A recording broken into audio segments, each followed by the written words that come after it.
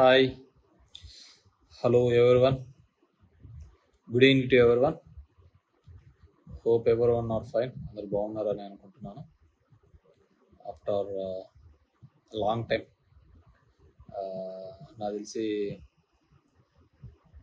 ఒక నెల రోజులు అయిందనుకుంటా వీడియోస్ రిలీజ్ చేయకోకుండా. సో మీన్వెల్ ఈ మధ్యకాలంలో చాలా డెవలప్మెంట్స్ జరిగినాయి. మనం అన్నీ చూస్తున్నాము. ముఖ్యంగా ఈరోజు ఈ వీడియో పెట్టడానికి ముఖ్య కారణం ఏంటంటే మల్టిపుల్ రీజన్స్. ఒకటి, చంద్రబాబు నాయుడు గారు ముఖ్యమంత్రి గారు నిన్న ఒక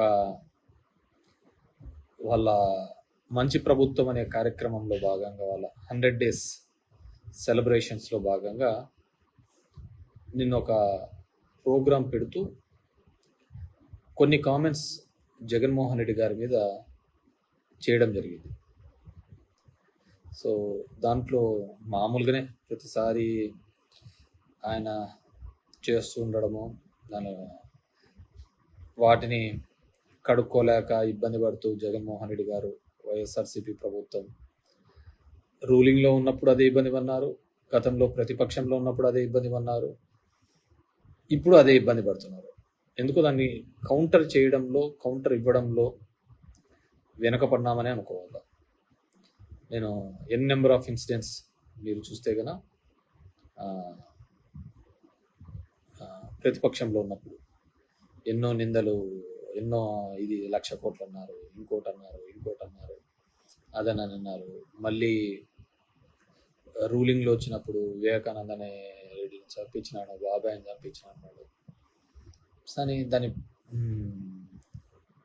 పర్ఫెక్ట్ ప్లాట్ఫామ్స్లో మనం కరెక్ట్ సమయంలో ఖండించకపోవడం కూడా ఇవన్నీ కూడా దారితీసినాయి.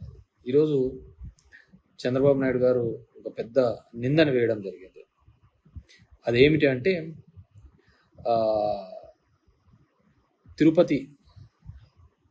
తిరుమల దేవస్థాన పరిధిలో ఉన్న వెంకటేశ్వర స్వామి కలియుగ వైకుంఠం వెంకటేశ్వర స్వామి సన్నిధిలో తయారవుతున్నట్టు ప్రసాదము మాంసపు కొవ్వు ఉత్పత్తుల నుంచి వచ్చిన నూనె ద్వారా దాంట్లో కలుపుతున్నారు అనేది ఆయన మోపిన అభియోగం. చిరస్థాయిగా మోపినారు అనేది ఆయన మోపిన అభియోగం. సో ఇట్స్ వెరీ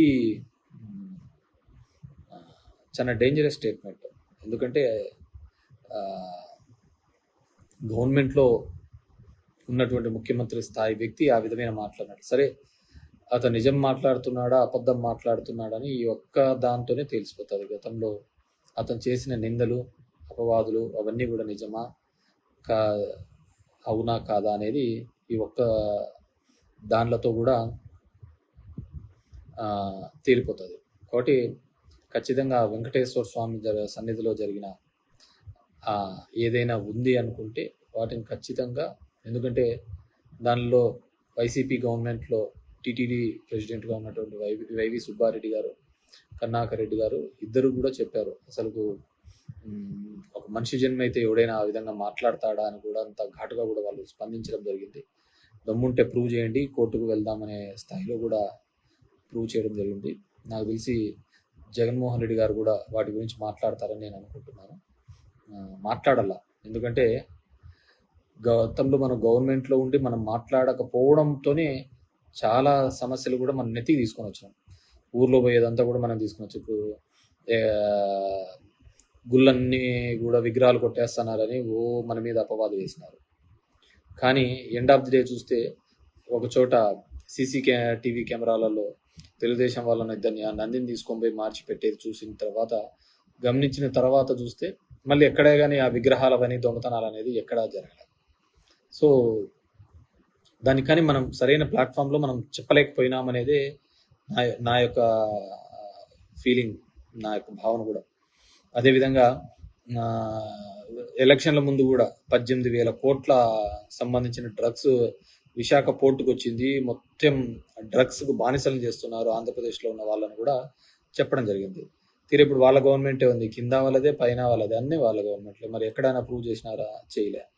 అవన్నీ కూడా కేవలం కట్టుకథలు, అన్ని అబద్ధాల మీదనే మొత్తం కూడా ప్రయాణం సాగించడం జరిగింది. సో సో డెఫినెట్గా వాటిని ఖండించాల్సిన అవసరము ఆవశ్యకత ఉంది. గతంలో కూడా ఇదే విధంగా జగన్మోహన్ రెడ్డి గారు గుళ్ళని పగలగొడుతున్నాడు అని చెప్పేసి మన లీడర్ మీద కూడా చేయడం జరిగింది.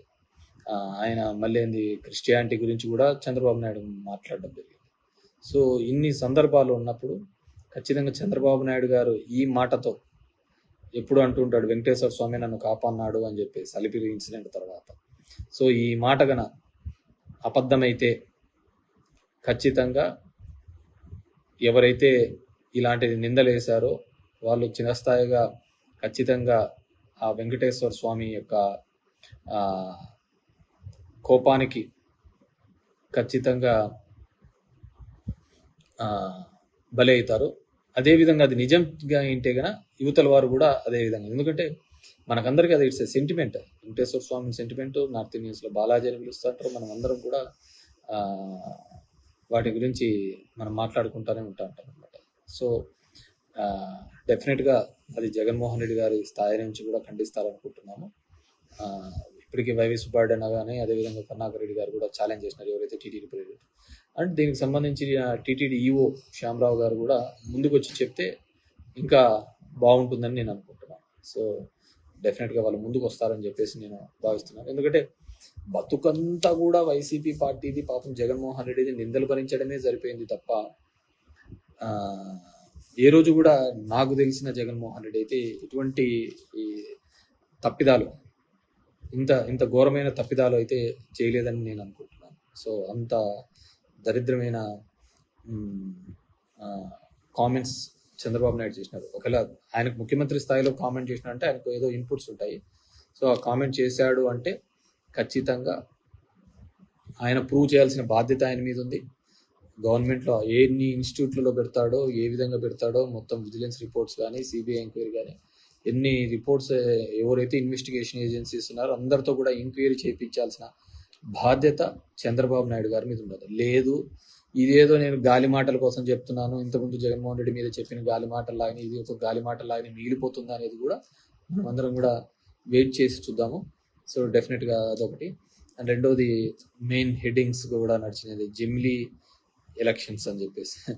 ఇప్పుడుకైనా సర్వనాశనం అయినాము. ఇప్పుడు ఒకటేసారి పోయి మళ్ళీ దేశమంతా ఒకటేసారి పోతే అన్ని కొంపలు కొల్లేరు తప్ప వేరేది ఏంది కాదు. ఎందుకంటే వ్యవస్థ ఎలా నడిచిందో, ఏ విధంగా నడుస్తుందో, ఎవరి చేతుల గుండా నడిచిందో, ఎలక్షన్ కమిషన్ ఏ విధంగా పనిచేసిందో అందరికీ తెలిసినదే.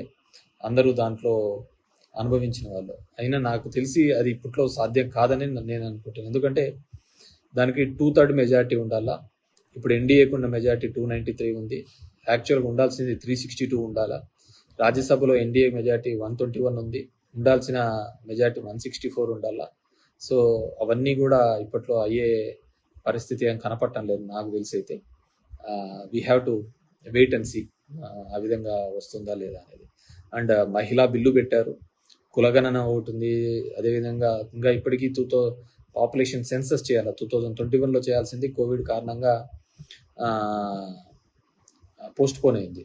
సో అది చేయాలా. ఇవన్నీ కార్యక్రమాలన్నీ కూడా ఉన్నాయి. సో ఈ జమిలీ ఎన్నికలు అనేది నాకు తెలిసి ఇప్పుడు కాను ఆ విధంగా అయితే సర్వం నాశనం తప్ప వేరేది ఏంది లేదు. ఇప్పటికే పార్లమెంట్ ఎలక్షన్స్తో పాటు ఇది పోవడం వల్ల అస్సాం, ఒరిస్సా లాంటి రాష్ట్రాల్లో ఏ విధంగా దెబ్బలు తిన్నాము. నేను ముందు నుంచి చెప్తున్నాను, డెఫినెట్గా ఏదో ఒక రోజు అయితే అది డెఫినెట్గా ప్రూవ్ అవుతుంది. ఎందుకంటే ఒరిస్సా లాంటి దాంట్లో 51 మంది ఎమ్మెల్యేలు గెలిస్తే ఒక్క ఎంపీ కూడా రాలేదు. అందరికీ తెలిసి ఏం జరిగిందో అక్కడ. ఈవీఎంస్ ఇంకోటి అది చెప్తే అది పెద్దగా చేసి చెప్తారు. ఓకే. రెండవది, సో డెఫినెట్గా ఇటువంటి అపవాదులు పన్నప్పుడు పార్టీ నుంచి నాయకత్వం కూడా ఇమ్మీడియట్గా రెస్పాండ్ అయ్యింది.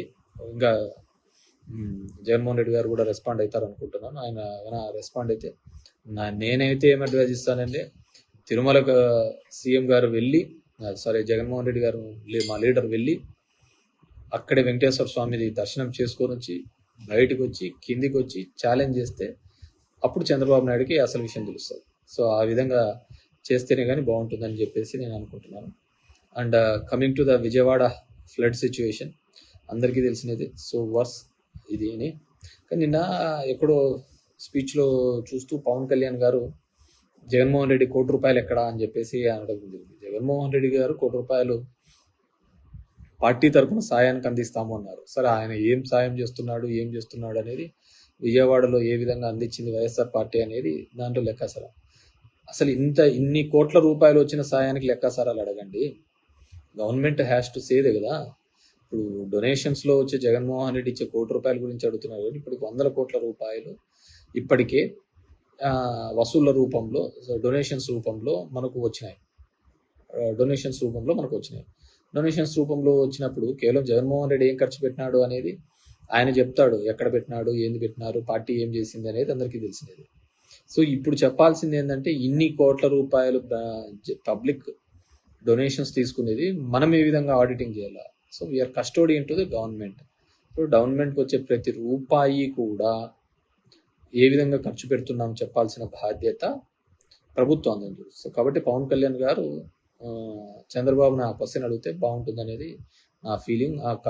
ఇచ్చిన డొనేషన్స్ కూడా ప్రాపర్గా గ్రౌండ్ లెవెల్లోకి వెళ్ళినట్టు ఉంటుంది. ఎందుకంటే మేము చూసినాం లాస్ట్ టైం, నేను ఒకసారి కర్నూలు 2010 అనుకుంటా, కర్నూలు శ్రీశైలం ఏరియా అంతా ఫ్లడ్డింగ్స్ వచ్చినప్పుడు మేమంతా కూడా కలెక్షన్ చేసుకొని పోయి మా ధర్మవరంలో ఉన్న పబ్లిక్ అంతా తోడుతో కూడా తీసుకొని పోయి ఆత్మకూరు కాన్స్టిట్యున్సీలో అనుకుంటా పోయి, మండలంలో అనుకుంటా పోయి డొనేషన్ ఇచ్చినప్పుడు ఏరాస్ ప్రతాప్ రెడ్డి ఎమ్మెల్యేగా ఉండేవాళ్ళు. అక్కడికి ఏ అవసరమో వాళ్ళకి ఇవ్వడం జరిగింది. సో ఈ గవర్నమెంట్కి డొనేషన్స్ ఇప్పుడు ఇవ్వడం వల్ల మంచిది, కరెక్ట్, వాళ్ళ మీద నమ్మకంతో ఇచ్చింటారు. కానీ అది ఏమాత్రం రీచ్ అవుతున్నాయి, రిసీవ్ అవుతున్నాయి అనేది కూడా ఇంపార్టెంట్. ఎందుకంటే గతంలో అమరావతి కోసం పెట్టిన హుండీ లెక్క ఎక్కడ పోయిందో తెలియదు, మిగతా దాంట్లో కోసం పెట్టిన డబ్బులన్నీ ఎక్కడ పోయినాయో ఎవరికి తెలియదు అనమాట. సో డెఫినెట్గా అది కూడా పవన్ కళ్యాణ్ గారు అడిగితే బాగుంటుంది. ఎందుకంటే విజయవాడ ఫ్లడ్స్లో చంద్రబాబు నాయుడు గారు క్రైసిస్లో ఆపర్చునిటీ వెతుక్కోవాలని ఒక ప్రయత్నం జరిగింది. ఫొటోస్ బాగా దిగినారు. మనం అడ్మినిస్ట్రేషన్ వార్ రూమ్లో కూర్చొని చేయాల్సిన పనిని మనతో పాటు 10 మంది పని చెడగొట్టి అక్కడంతా తిరగడం జరిగింది, which is not our duty అని నా ఫీలింగ్ అనమాట. సో అదేవిధంగా ఈ మధ్యకాలంలో చూస్తున్నాను ఆఫీసర్స్, ఇంతకుముందు కూడా నేను చెప్పినాను, వైసీపీకి అంటగాని వాళ్ళని లేకుంటే ఆ గవర్నమెంట్లో పనిచేసినారు అనేది ఫస్ట్ టైం నాకు తెలిసి 3 IPSల మీద ఈ విధంగా కేసెస్ అనేది రిజిస్టర్ చేయడం అనేది. సో ఆ విధంగా గవర్నమెంట్ మీద 3 కేసులు 3 IPSల మీద రిజిస్టర్ చేసినారంటే ఒక కొత్త సిస్టమ్ని ముందుకు తీసుకొని వస్తున్నట్టు నేను అనుకుంటున్నాను. కొత్త పద్ధతిని తీసుకొని వస్తున్నాడని నేను అనుకుంటున్నాను. ఎందుకంటే ఇది మంచి పద్ధతి కాదు. సో ఈరోజు రెడ్ బుక్ అని వాళ్ళు ఓపెన్ చేస్తారు, రేపు వైసీపీ అనేది బ్లూ బుక్ అని ఓపెన్ చేస్తారు. నలిగిపోయేది ఆఫీసర్లు, ఉద్యోగస్తులు. సో ఎక్కడైనా కానీ ప్రభుత్వం యొక్క ఆలోచన విధానాన్ని పెట్టి పనిచేస్తూ ఉండాలి. కానీ ఈ విధంగా రెడ్ బుక్, బ్లూ బుక్ అని, డెమోక్రసీ అని చెప్పేసి పోతే డెఫినెట్గా బ్లూ బుక్ అనేది ఇప్పటికే తయారు చేస్తారు. ఆఫీసర్లలో ఒక వర్టికల్ డివిజన్ వస్తుంది. డివిజన్ వచ్చిన తర్వాత ఏమవుతుంది, డెఫినెట్గా ఇప్పుడు పనిచేయాలనుకున్న ఆఫీసర్లు కూడా ఏం కొద్దిగా ఎక్కువ చేసినా మళ్ళీ ఆ ప్రభుత్వం వస్తేనే మమ్మల్ని జైల్లో పెట్టడం, మమ్మల్ని మీద కేసులు పెట్టడం అనే ఒక భయం ఆఫీసర్స్లో కూడా వస్తుంది. అది అడ్మినిస్ట్రేషన్ కూడా మంచిది కాదు. సో ఆ విధంగా వెంజెన్స్ పాలిటిక్స్, లేకుంటే ఎక్కడో ఆమెకున్న హిస్టరీ చూస్తే అన్ని హనీ ట్యాప్ కేసులు ఉన్నాయి. So what ever maybe,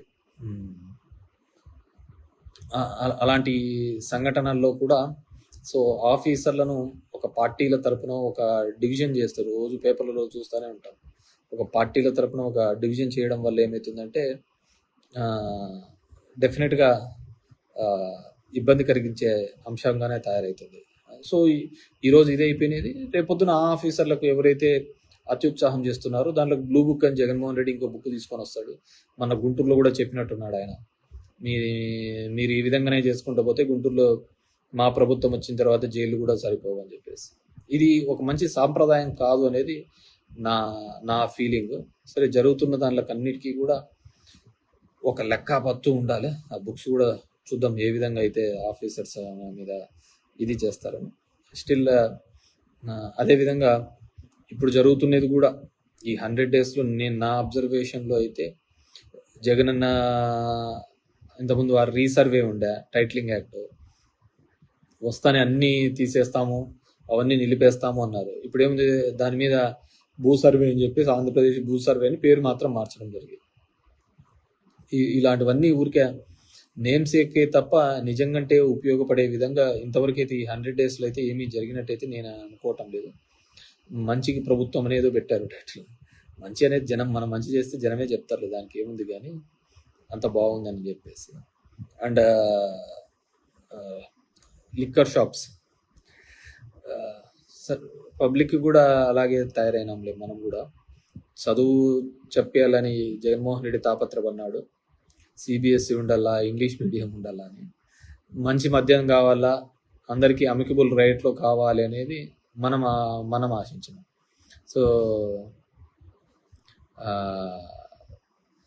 so ఆ విధంగా ఉంటుంది అన్నమాట. సో మద్యం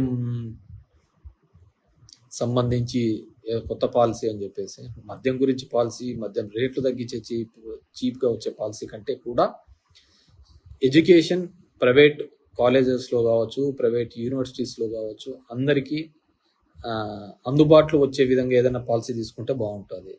ఫీ స్ట్రక్చర్ చూసాము, ఒక్కొక్క దానిలో ఫీ స్ట్రక్చర్ కూడా ఉన్న నారాయణ మంత్రివర్యుల దానిలో కూడా ఎంత ఫీ స్ట్రక్చర్స్ ఉన్నాయో ఆ ఫీ స్ట్రక్చర్ పెట్టుకుంటే బాగుంటుంది. ఎవరో ఆ ఫీ స్ట్రక్చర్ కూడా పెట్టుకుంటే సరిపోతుంది. సో ఎక్కడైనా చదువు గురించి ఆలోచించాలి కానీ మందు షాపులు తగ్గించినాయని, రేట్లు తగ్గించినాయి, 99కే క్వార్టర్ అని బదులు 10,000 వరకు కూడా 10th వరకు ఎవరే కానీ ఫీజులు పెట్టకూడదు అని చెప్పి పెట్టండి, బాగుంటుంది కదా. 1,00,000, 2,00,000, 3,00,000, 5,00,000 వరకు ఉన్న ఫీ స్ట్రక్చరు 20,000 దాటకూడదని ఒక మంచి రెగ్యులేషన్ కమిటీ వేయండి. యూనివర్సిటీలో ఫీజెస్ ఈ విధంగా ఉండని వేయండి. సో అంటే ఎక్కడికి మనం ఆలోచిస్తున్నామంటే ఏవి అవసరమో దాటి గురించి కాకుండా మిగతా దానిల గురించి ఆలోచిస్తున్నారు. అండ్ రెండోది ఏదో నేను పార్టీ మారుతాను అని చెప్పేసి, so there is nothing like that. ఎక్కడ ఆ విధంగా ఎటువంటి లేదు. నేను ఆంధ్రప్రదేశ్లో రాజకీయం చేసినంత కాలము కూడా వైఎస్ఆర్ ఫ్యామిలీ వెంబడే ఉంటాము, వైఎస్ఆర్ కుటుంబంతోనే ఉంటాము. దిస్ ఈస్ ఇప్పటి నుంచి కాదు, మేము 35 సంవత్సరాల నుంచి కూడా ఆ ఫ్యామిలీ, ఆ కుటుంబం వెంబడే ఉన్నాము. ఎటువంటి పదవులు లేనప్పుడు ఉన్నాము, వాళ్ళు కష్టాల్లో ఉన్నప్పుడు ఉన్నాము, ఇబ్బందుల్లో ఉన్నప్పుడు ఉన్నాము. ఎల్లవెల్లా ఆ కుటుంబానికి తోడుగా ఉన్నాం. ఈరోజు వాళ్ళ కుటుంబంలో ఉన్న వాళ్ళే పక్కకు పోయినారు తప్ప మేము ఎక్కడికి పోలేదు. సో మేము ఎక్కడికి పోవటం లేదు. I will be with YSR party only. So దానికి ఎటువంటి ఇది లేదు. సో మనకు చేతనైనంత వరకు కూడా వైఎస్ఆర్ కుటుంబానికి తోడుగా అండగా నిలబడాలనేది మన ఆలోచన.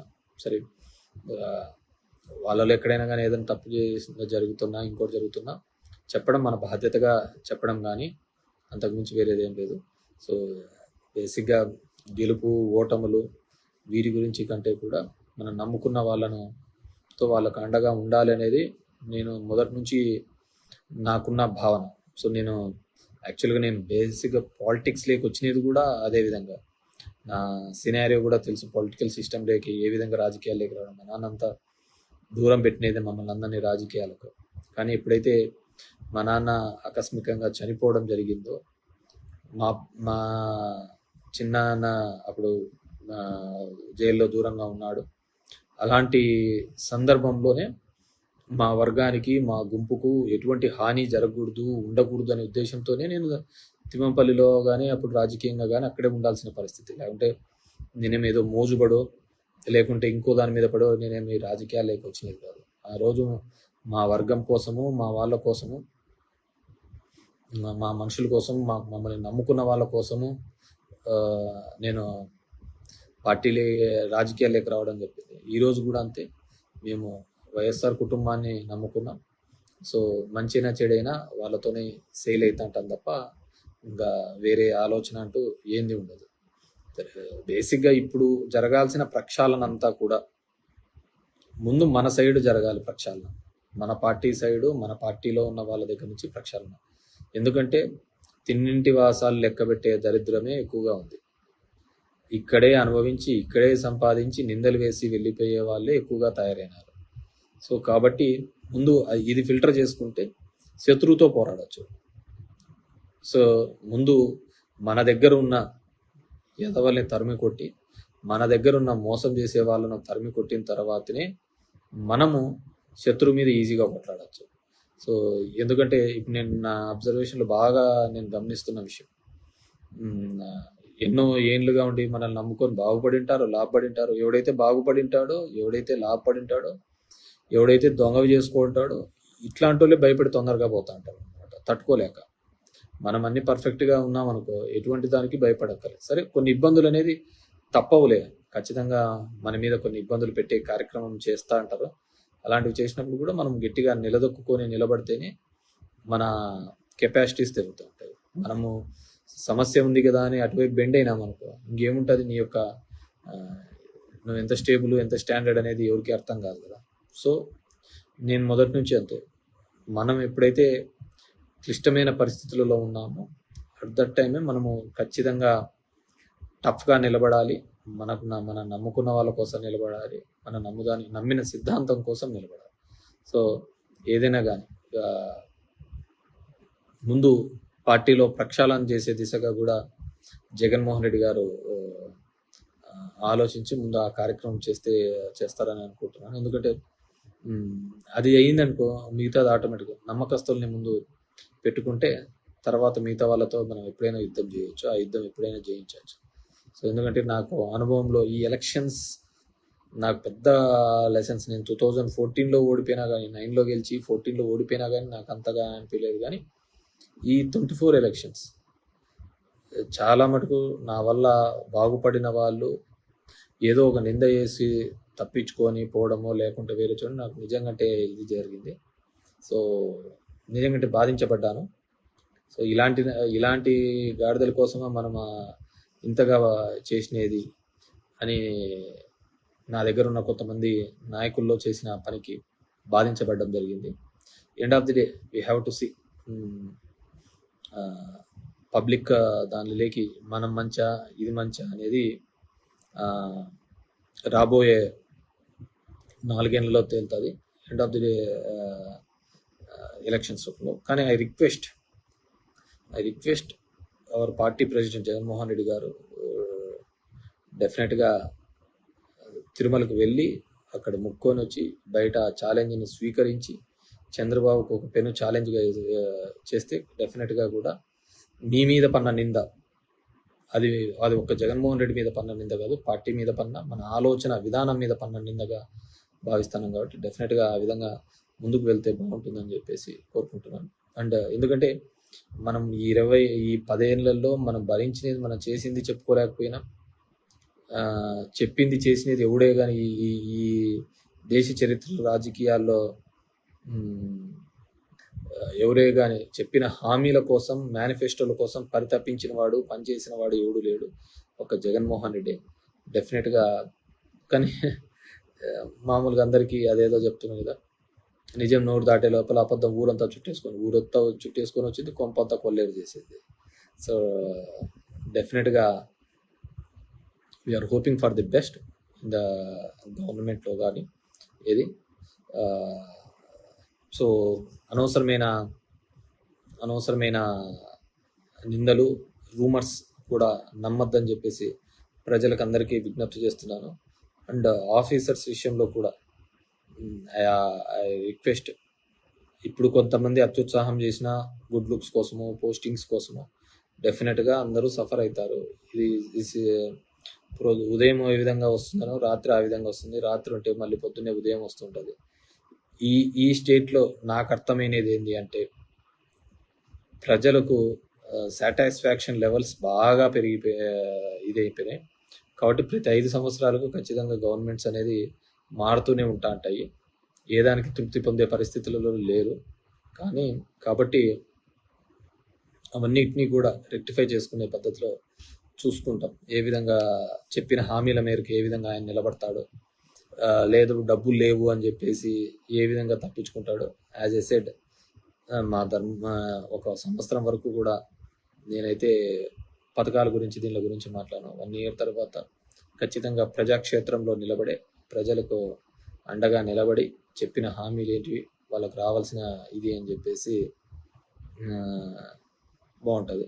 ఎవరు పాపం ఎస్విఎస్ రాము అంట, సింగర్ నగర్ పరిస్థితులు చాలా శవాల దిబ్బలాగా ఉన్నాయి, సెంట్రల్ విజయవాడ మీరు చూసి డిబేట్ పెడితే బాగుంటుంది అని అంటున్నారు. అండర్స్టాండ్, చాలా ఇబ్బందికరమైన మాట వాస్తవమే. ఎప్పుడూ లేనంత పద్ధతిలో బాగా విజయవాడ ప్రజలు ఇబ్బంది పడడం జరిగింది. డెఫినెట్గా గవర్నమెంట్ అక్కడ చేసేదానికంటే కూడా ఈ దీనిల కోసమే ఎక్కువగా తాపత్రపడే విధంగానే కనపడింది. So hope for the best. So అందరూ కూడా తొందరగా రికవర్ కావాలని, ప్రభుత్వం నుంచి అందించే సాయం పార్టీలకు అతీతంగా పేదవాళ్లకు, అర్హత కలిగిన వారందరికీ కూడా చేరుతుందని చెప్పేసి ఆశిస్తున్నాను. Thank you very much.